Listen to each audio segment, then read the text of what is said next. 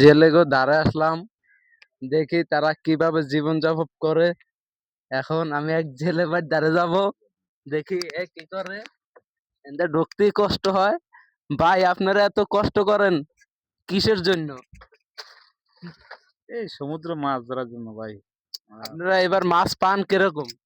আলহামদুলিল্লাহ মোটামুটি আগের চাইতে একটু কম চাহিদা মাছের, এইজন্য একটু কম পাই। মাছের দামটা কি ভালো হয় এবার? এই মাছ কম থাকার কারণে মাছের দাম একটু বেশি। এটা স্বাভাবিক। আবার মাছ বেশি হইলে কমে যাবে কেন?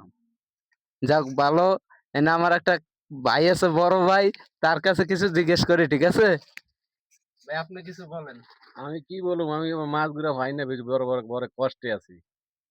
তা আল্লাহর কাছে দোয়া করবেন যে মাছ পাই। এই মাছ পাইলে তো আমাকে কষ্ট দূর হয়ে যাবে। মাছ পাইলে আমরা করে দু একটা ফ্রিতে খাওয়াবেন অবশ্যই খাওয়াবো। ইনশাল্লাহ। সবাই তাদের জন্য দোয়া করবেন যে তারা মাছ পায়, এলে আমাদেরও ফ্রিতে খাওয়াবে।